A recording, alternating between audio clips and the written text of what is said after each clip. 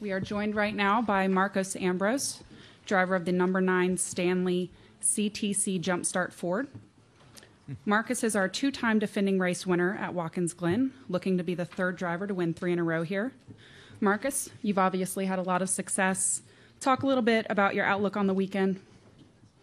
Well, I don't know much about what's going to happen, but I do know I've got Tony Stewart covered. I think he won't be a challenger this weekend. We haven't tested here. I know a lot of teams have. So I'm a little cautious going into Friday's practice here, especially with the weather. You know, we may not get as much track time as what we wanted to. So we're going to have to be on our toes here early on the weekend to try to get the car dialed in and get a feel on this new machine here, the new Gen 6 car. We anticipate will be faster around here. It's got more downforce, and that should help us, especially through turn 2, 3, and 4. And will probably help us everywhere, but particularly up the hill where there's normally a lot of speed here when the car's dialed in. So I think you're going to see fast speeds, and we're certainly going to have a different setup on the car than what we had last year. And we just have to make sure that our assumptions and our guesswork's right here in practice, and hopefully it is, and we can get focused on qualifying and qualifying in the front to control the race. All right, and we'll open it up to questions. Please state your name and affiliation. Start up here with Jeff Gluck.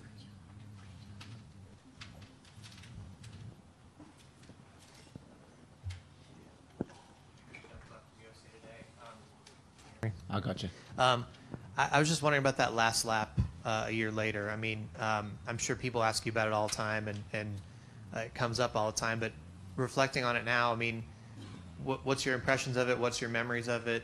Is it hold a special place in your mind, I guess? Yeah, it's obviously been very topical this week. You know, we've done a lot of media around that last lap, and to be honest with you, until I really got to this week, I hadn't even watched a replay. So, you know, the race was awesome, and you know, it was an incredible moment. I was there. I was behind the wheel. It was a great feeling to win that race against, you know, Brad and Kyle. If the circumstances had have fallen the same way again, I may not have won it. You know, it's just it was quite a lucky break for me to get that win, but I'll take it, and I enjoyed it.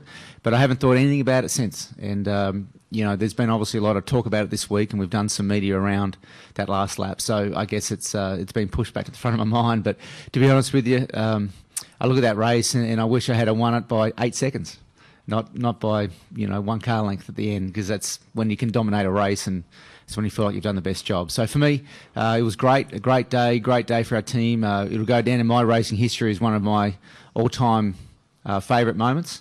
But it's in the past. You know, we as race car drivers, we always look forward, and this weekend will be no guarantee. So I'm just really focused on this weekend and trying to do a good job for my team. All right, we'll go to Bob Pockris, and then we'll come back up front.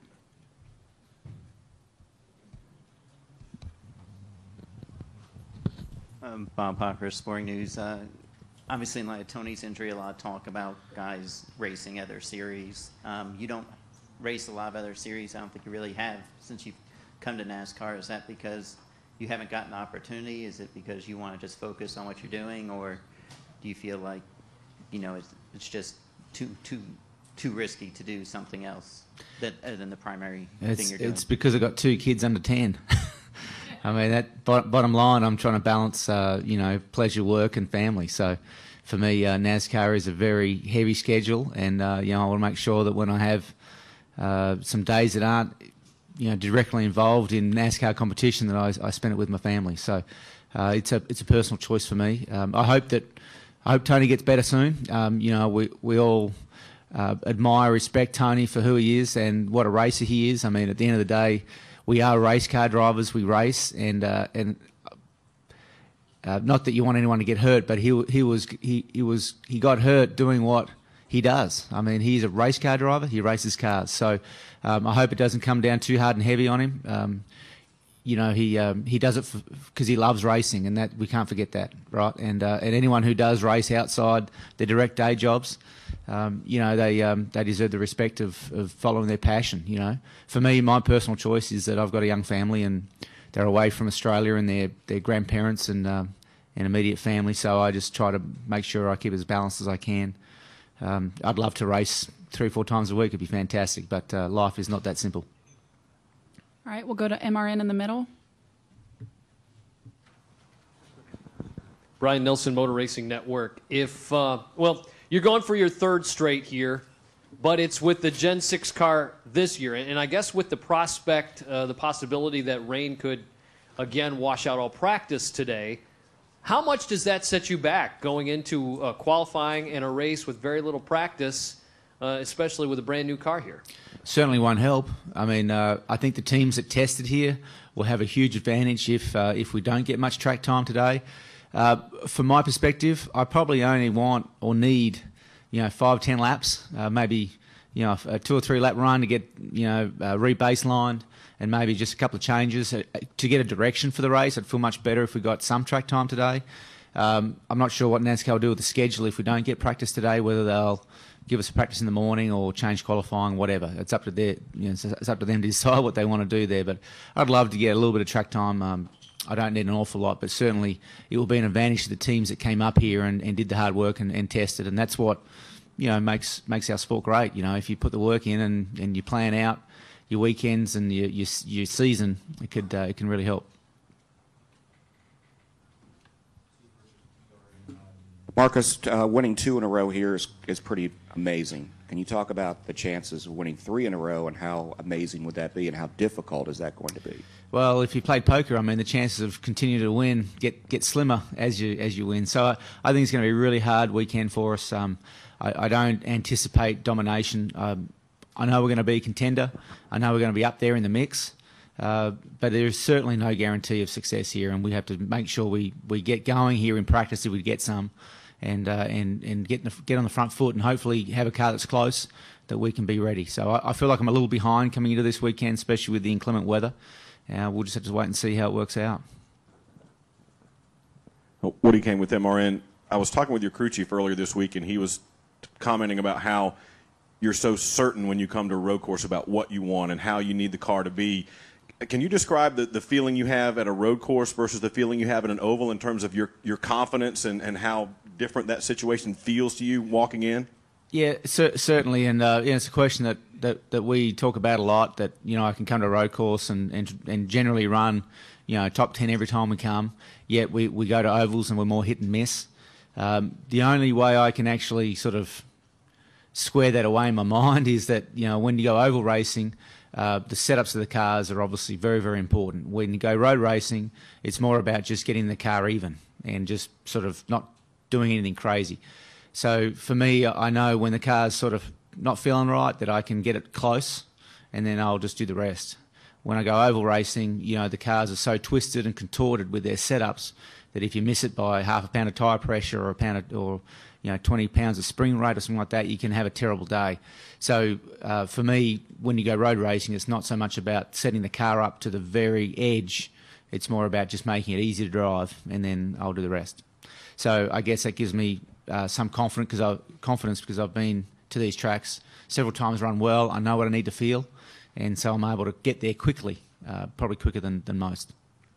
All right, we'll come up front here, and then we'll go to Marty Smith in the back. Mike Hembry, you have a rare chance this weekend to race against a fellow countryman in this series. You have a background with Owen Wright, and how does it feel to have him in the race? Yeah, I do. Owen Kelly, I raced against him from 10 years of age. We grew up about 50 miles apart from each other. We're good friends. We have been for years. He's been calling me all morning, and I've turned my phone off. I'm not helping him any. He can help himself. I wish him the best. I'm just kidding. I'll give him a call here in a minute, and I'll tell him a lie or two.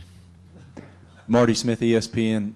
Marcos, I'm curious how maybe your mindset or approach might differ going into a weekend here, or maybe at Sonoma, where you are a focus of the field. People know you're going to have an opportunity to win, as opposed to maybe an oval track where you might not be in the forefront of everyone's mind. How do you prepare differently or think differently entering the weekend? Yeah, it's actually a flip side for me. So, last week qualified 8th and finished 12th, and, it was a decent day, but not the day we wanted, but it was still, we're in the middle of the thing, middle of the race. And I come here and all of a sudden it's like, well, you're expected to win.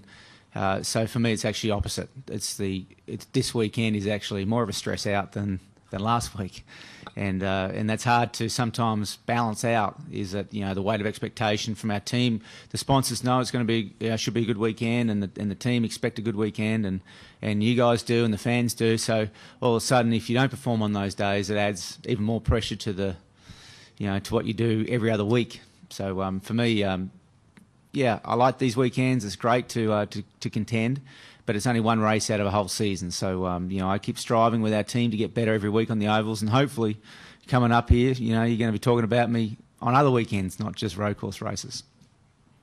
All right, we'll go over here. Hi, Ed Coons from Gator Racing. To your left, Marcos. Hi. Got it. I met somebody from Alice Springs the other day who specifically is here to watch you road race. He's telling me about some awesome V8 stories and how the fans do it back home. And are you aware of the contingent of people that specifically come to the U.S. to watch you race, specifically at Watkins Glen? Yeah, so if you've been to Outback Steakhouse, Alice did not cook the chicken. Alice Springs is actually a town right in the centre of Australia. It's probably one of the most isolated cities, hottest cities in the world. So I've got some good friends there, and it's great that they've come this far. I mean, it must have been a long walk for them. Must have been on walkabout, I guess, and got lost. But it's a great country, but it's only 20 million people, and V8 Supercar is fantastic. I learned a lot and did a lot of winning down there, but I'm here for a reason. NASCAR is the biggest form of racing, and that's why I love coming and competing in NASCAR at the Sprint Cup level. It's the biggest form of racing for me, from my perspective, in the world, and it's great that Australians can come over here and enjoy the same thing as a fan.